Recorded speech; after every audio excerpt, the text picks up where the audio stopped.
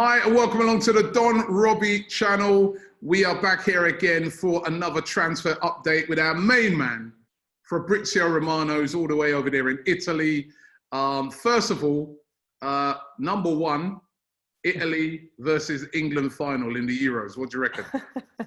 Hello, my friend. First of all, thank you again for the invitation. Always a pleasure to be together. And I think there are chances, you know, I'm really surprised, more than surprised, I would say shocked from France out of the Euros. Yeah. Something incredible. So I was really shocked when I saw MBAPPE penalty because it's incredible. They are out of the Euros.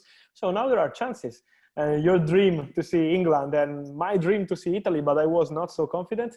Now we have chances. So let's see. You've been great in predicting Italy doing something interesting. Now with Belgium will be the real test for us. But we're getting confident now because we see the team fighting. Yes. The feeling around the team is good. Italy versus England final. It's coming.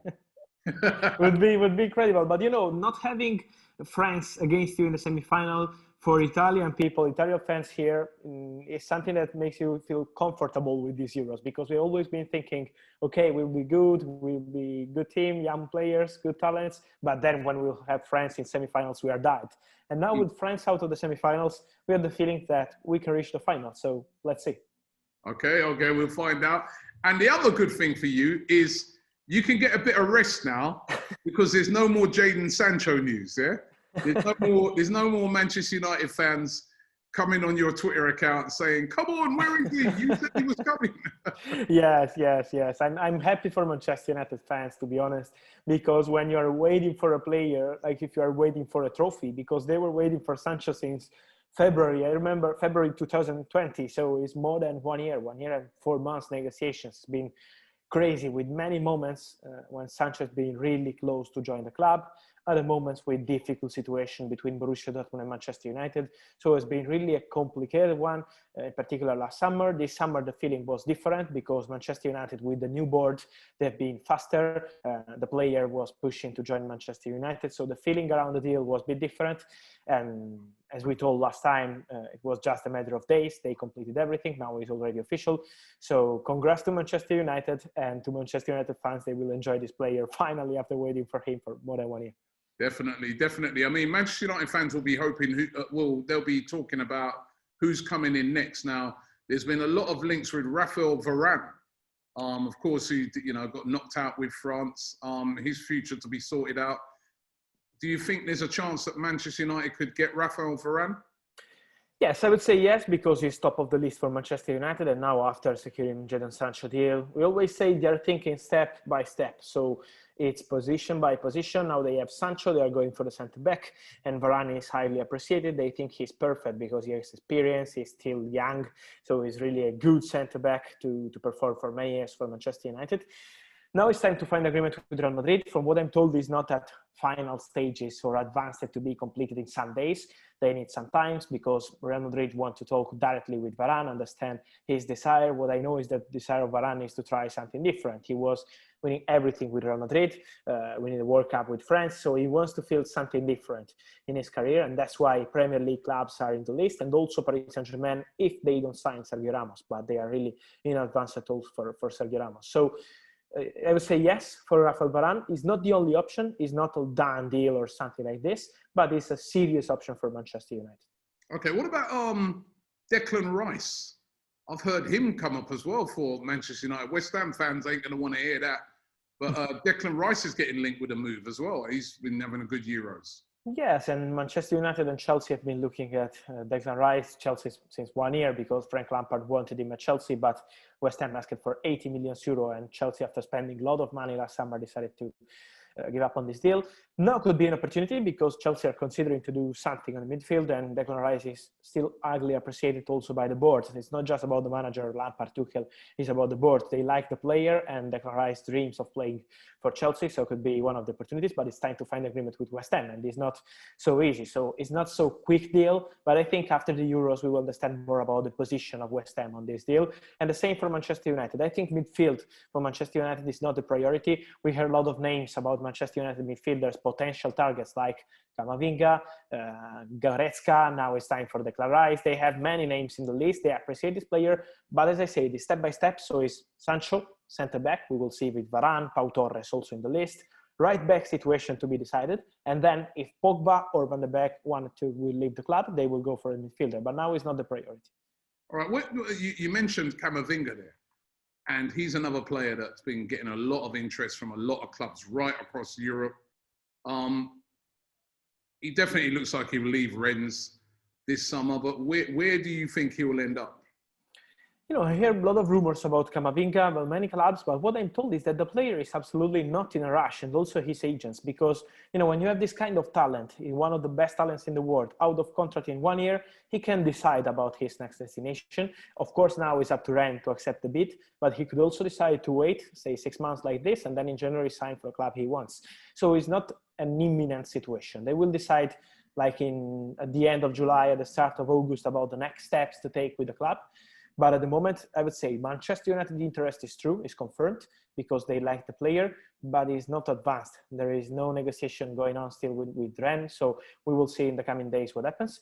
And also, talking about other clubs, I would keep an eye on Paris Saint-Germain for Camavinga. More than English clubs, Paris Saint-Germain are really keen on this player. He knows the league. He would be happy to stay in France and also to join Premier League if some club would find agreement with Rennes. But keep an eye on Paris Saint-Germain. And from what I'm told, no chance for Arsenal. I still see links for Arsenal for Camavinga. I'm sorry, but at the moment told there is nothing. Okay, no links, no chance for him at Arsenal. Well, I've got a player that I want to ask you about. Obviously, you're over there in Italy. We're hearing these links about Manuel Locatelli. Locatelli, of course, has been brilliant for Italy in the Euros. A player that I heard Arsenal were linked with before the Euros.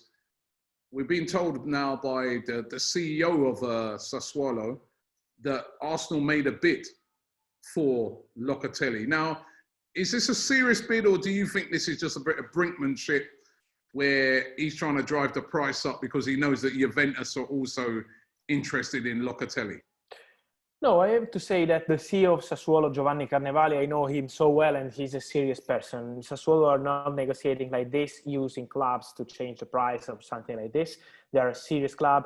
They don't need money. This is the point. They are in a good financial situation. So they will sell the player because, of course, he's now ready for a top level to leave the club and to go to any top clubs. So that's why they're selling him. But they don't need to accept low bids. That's why they are waiting to understand what happens with Juventus. Because it's true that Arsenal are talking to sign Locatelli. It's true that Arsenal are really interested in the player.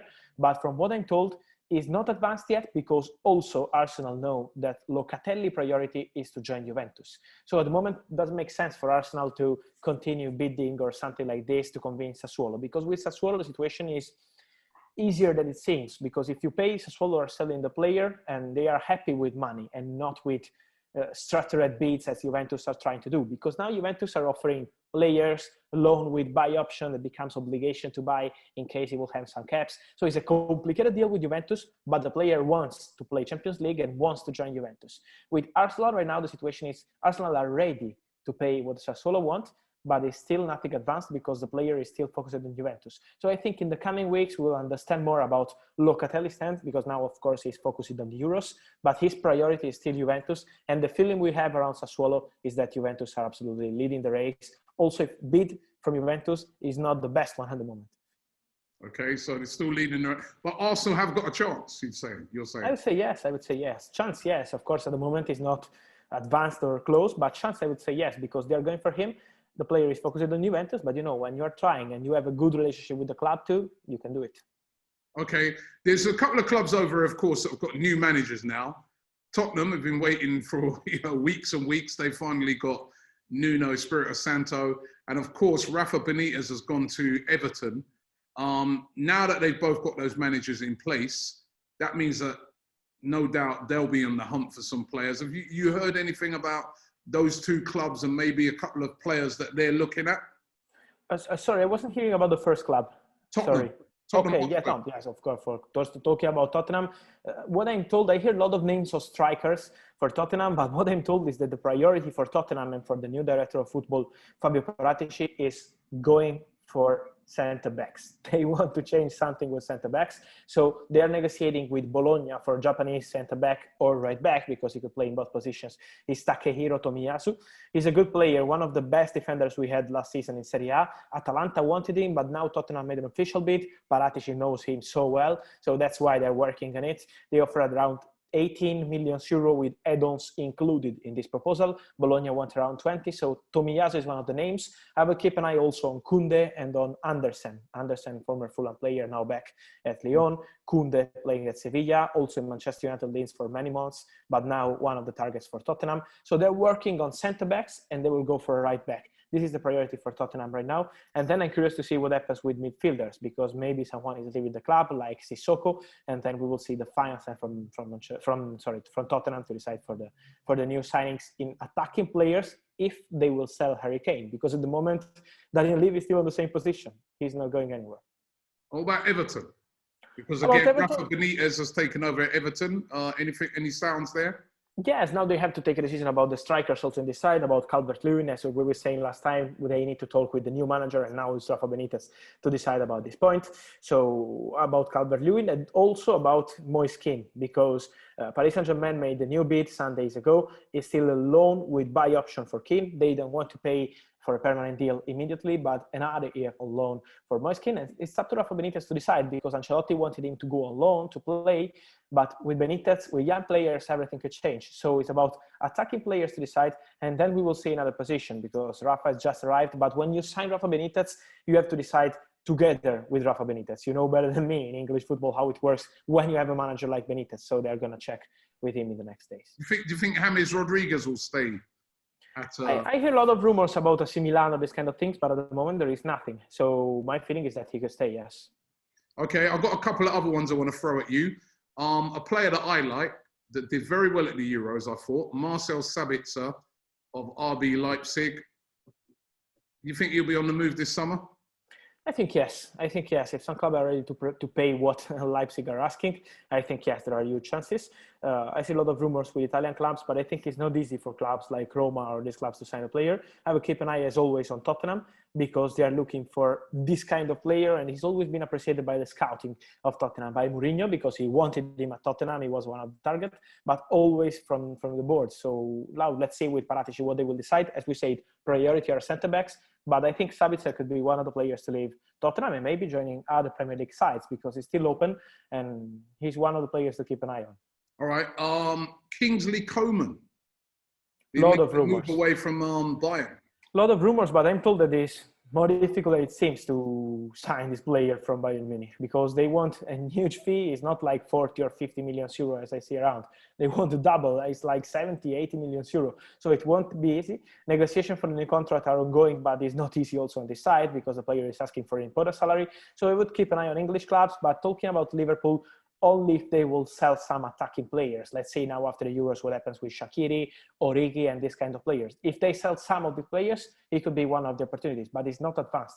At the moment, there are not even talks between Bayern Munich and Liverpool. So it's just about ideas, but nothing advanced.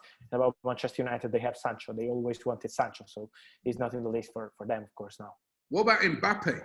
He missed that big penalty the other day.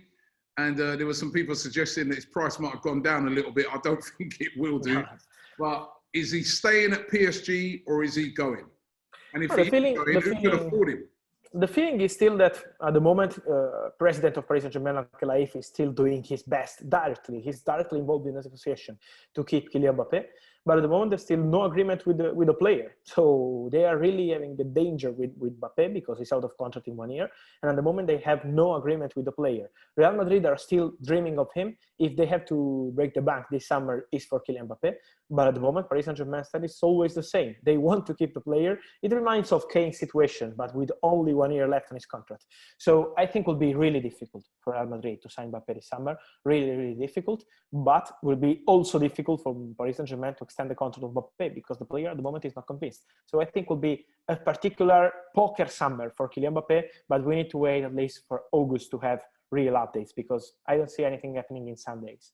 And do you think that, now that sort of a lot of teams have been knocked out of the Euros, and, come this weekend, we're going to lose another batch of clubs as we come towards the end of the Euros.